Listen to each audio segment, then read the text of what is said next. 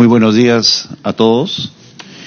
Al señor Gustavo Riofrío Benavides, sociólogo y urbanista, especialista en asuntos de barrios informales y vivienda social.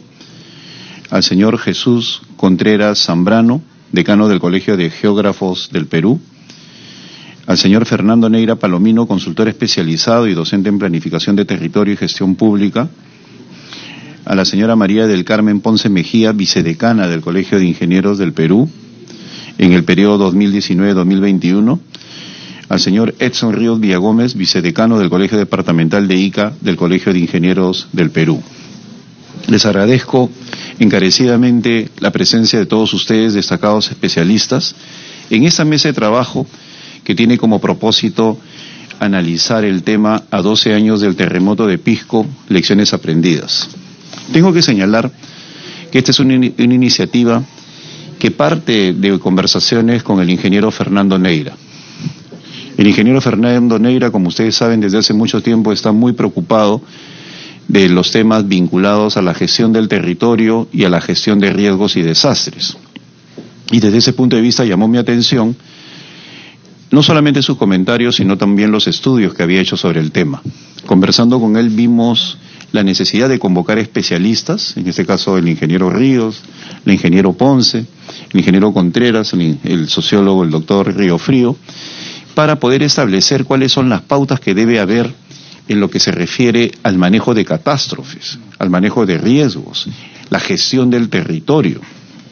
No puede ser que el día de mañana se cumplan 12 años desde el terremoto de Pisco y aparte de construcciones que han sido exitosas, como por ejemplo la del Templo del Señor de Luren, todavía esté de por medio gran parte de la ciudad fracturada.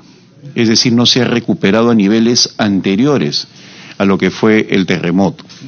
Y por otro lado, entre el año 2007 y la fecha han sucedido otros eventos lamentables, ¿no? Tenemos el tema del fenómeno del Niño, por ejemplo, que hasta la fecha, y esto lo digo con conocimiento de causa, en visitas que he hecho a Piura, a Trujillo, a Chiclayo, se notan los efectos devastadores, a pesar de que ha habido dinero de por medio y una serie de elementos que intentaban facilitar el proceso de reconstrucción.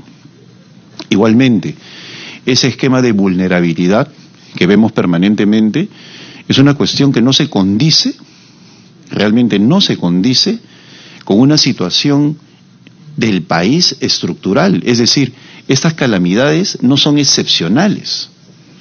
Nosotros vivimos en un país sísmico, en un país que permanentemente es azotado por una serie de problemas naturales y sin embargo no hacemos nada o muy poco para poder prevenirlos. Cada año nos lamentamos de las heladas, como si estas aparecieran excepcionalmente. Cada año nos lamentamos del exceso de lluvias, como si estas también aparecieran excepcionalmente. O cada cierto tiempo nos lamentamos de los efectos de un sismo de gran magnitud, como si estos fueran excepcionales en nuestra historia. Entonces, siendo un país que anida en medio de un escenario de catástrofes naturales, pues poco hacemos para hacer como hace Chile, por ejemplo, de la gestión del riesgo una profesión estratégica, inclusive exporta servicios de gestión de riesgos. Y nosotros estamos en ese sentido en un lineamiento muy por debajo de los estándares. Hace 2 años tuve la oportunidad de presentar un documento del Banco Mundial por invitación de Jorge Familiar, que era el representante del Banco Mundial para toda América, y Alberto Rodríguez, representante para Ecuador, Bolivia, Perú y Chile, sobre el tema de choques y vulnerabilidad.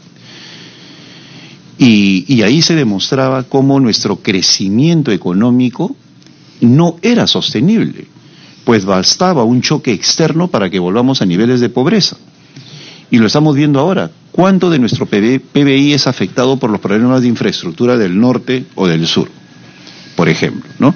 Inclusive ese tema de choques externos bajan hasta el nivel familiar, cosa que no es materia de esta mesa, ¿no? Es decir, una familia que llega a ser una familia de clase media vuelve a la pobreza si un familiar contrae el cáncer, por ejemplo.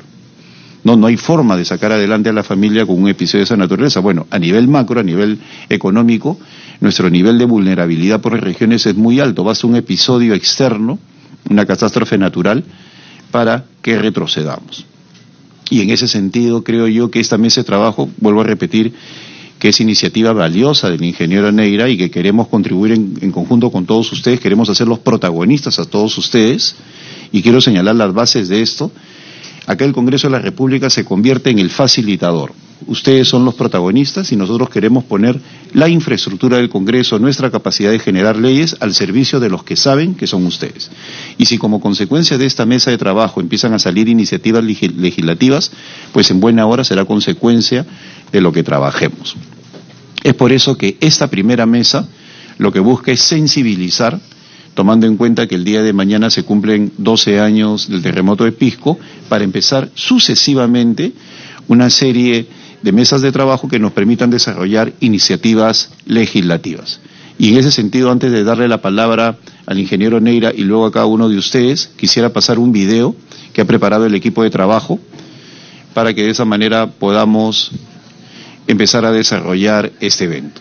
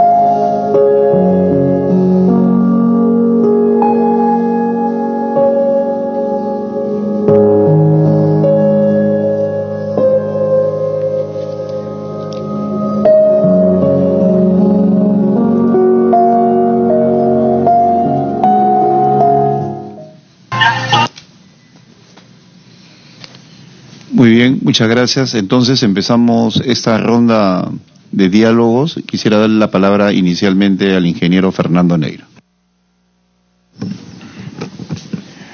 Muy buenos días con todos, muy buenos días congresista, a los representantes de ICA, muy buenos días, y a los representantes de la mesa que han podido asistir, ¿no?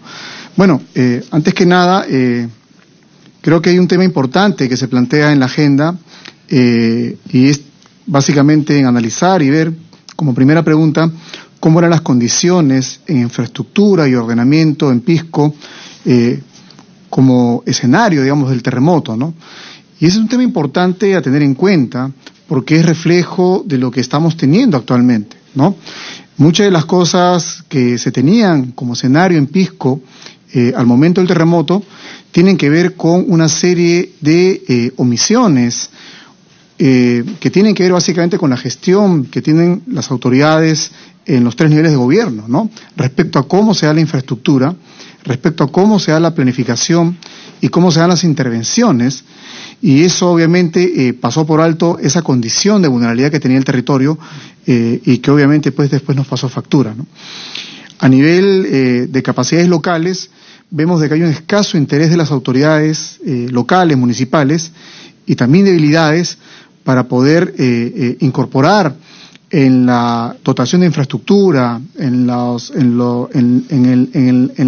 obras de ingeniería, obras de servicio, ese esquema de conocimiento del territorio, ¿no? Vemos también de que la población autoconstruye, ¿no? Sin ningún tipo de orientación técnica, ¿no? Y eso hace que se desarrollen procesos constructivos inadecuados, ¿no? Que se combinen materiales, ¿no? Adobe con ladrillo, adobe con quincha, y eso obviamente sin ningún tipo de control, ¿no? O sea, hay debilidad por parte, digamos, de los mecanismos existentes para poder generar, digamos, esas condiciones. Y por otro lado también está el tema de la proliferación de asentamientos humanos, ¿no?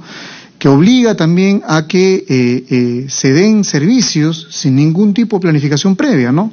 Y los servicios también pues tienen deficiencias, ¿no? Entonces, vemos que hay un conjunto de elementos y factores que desencadenaron el escenario de catástrofe que tuvimos en Pisco y que vemos que actualmente se repite, ¿no? O sea, creo que el lugar del país no tiene estas condiciones y obviamente el Niño Costero es reflejo de eso, ¿no? De ese grave problema de la ausencia de planificación y sobre todo de capacidades por parte de los gobiernos regionales y locales, ¿no?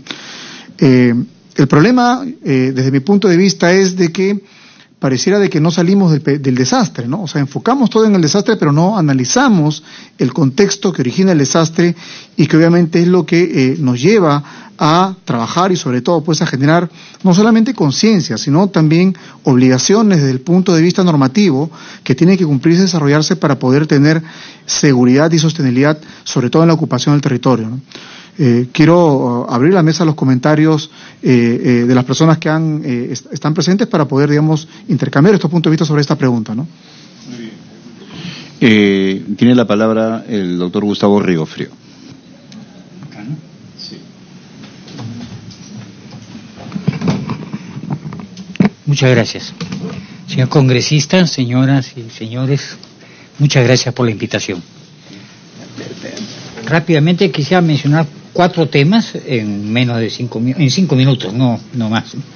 Primero, bueno, mi experiencia ha sido, trabajé en la zona desde el mismo momento del desastre con Naciones Unidas, porque he trabajado con Naciones Unidas en la recuperación luego del huracán Mitch y en otros lugares, en Nicaragua y en otros lugares.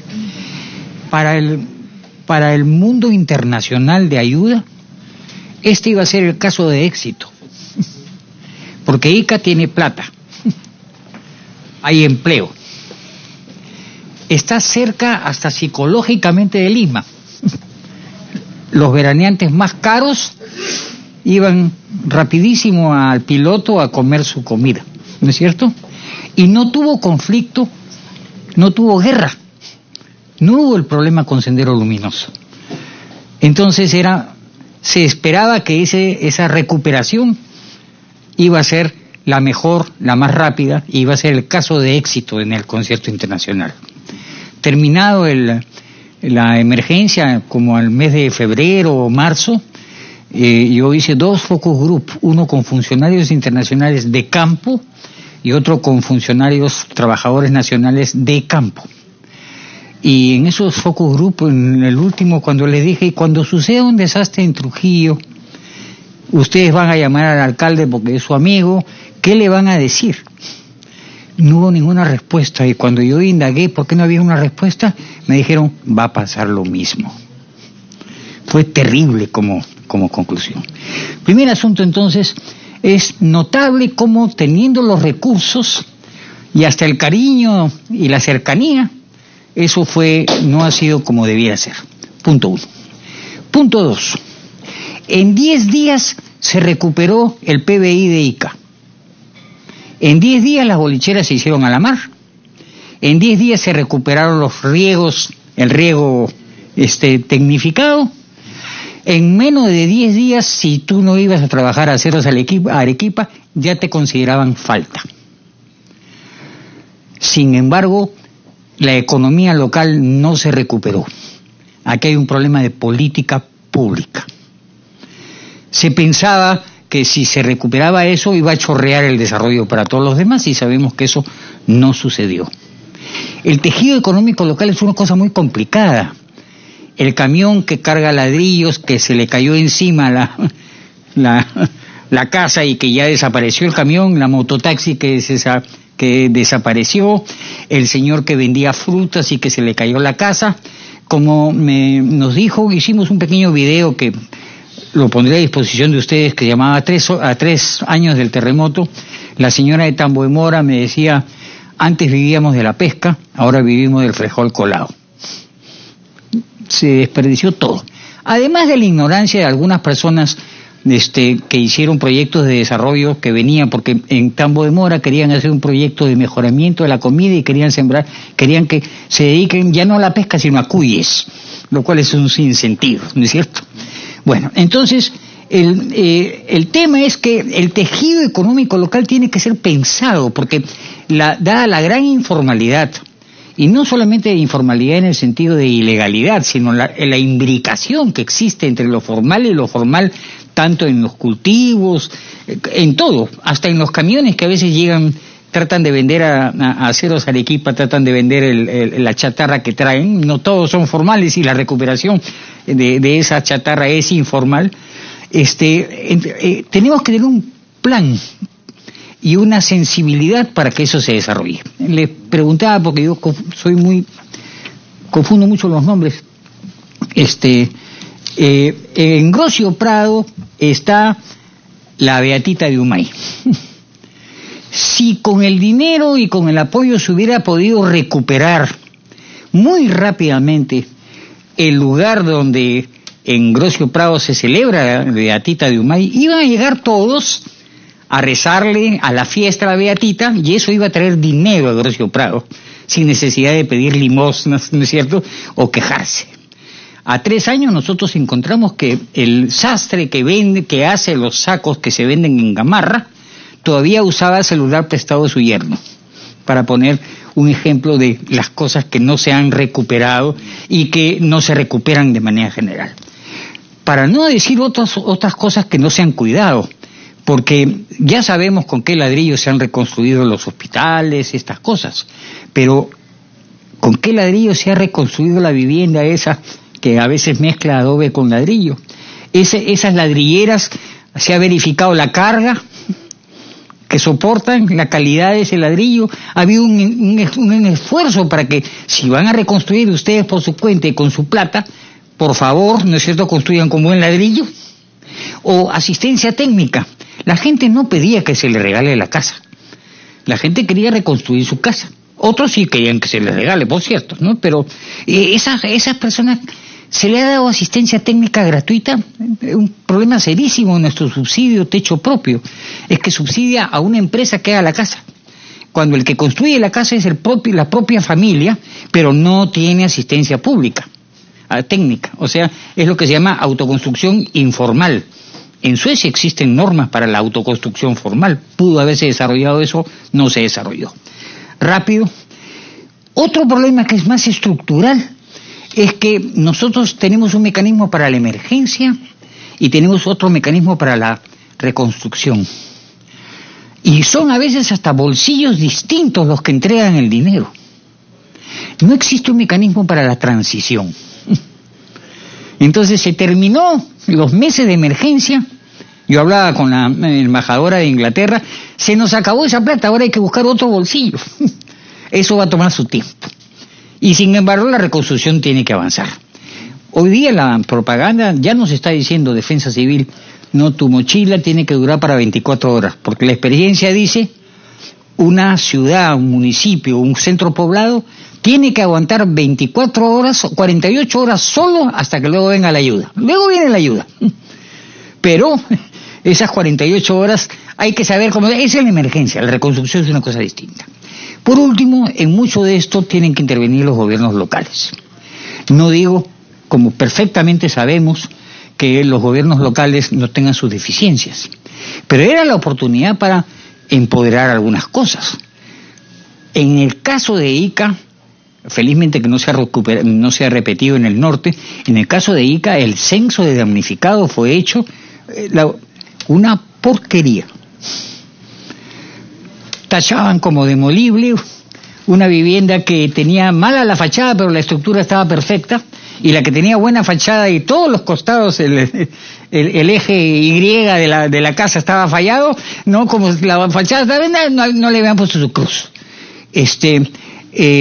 Y cuando terminan los proyectos y la reconstrucción también, eso es la única cosa que hay que tener clara.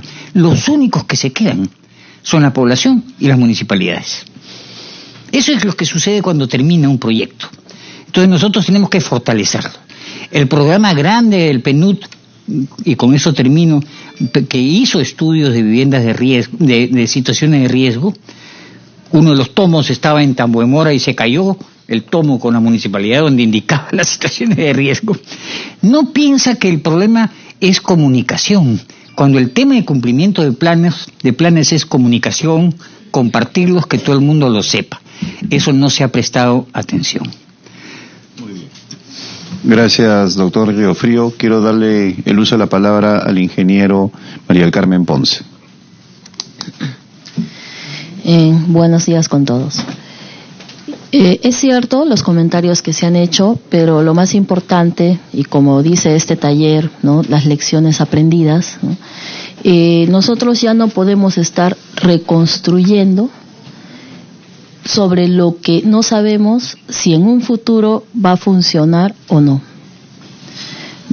Nosotros, si tenemos la oportunidad de volver a hacer, de volver a construir, tenemos que hacerlo basándonos en estudios, ¿no?, justamente del territorio, de las normas legales que van a hacer que toda esta nueva construcción pues no vuelva a tener los errores que en el pasado han hecho que, por ejemplo, en el sismo de Pisco haya tantas personas muertas, tantos damnificados, ¿no? Y que, como decía acá el especialista Riofrío, ¿no?, al final pues hasta les quieren cambiar su manera de operar, ¿no? Quieren que si vendía determinados productos, quiere que ya venda otros, y eso no va a ser, ¿no? Porque es toda una vida de las personas que la quieren cambiar. Entonces, la única manera de aprender estas lecciones es reestructurar toda la construcción, no quiero decir reconstrucción, porque a veces se toma que va a ser en el mismo lugar, ¿no?, sino que toda esa nueva construcción, basándonos en una visión de qué es lo que queremos para un futuro del desarrollo de las ciudades del Perú, ¿no?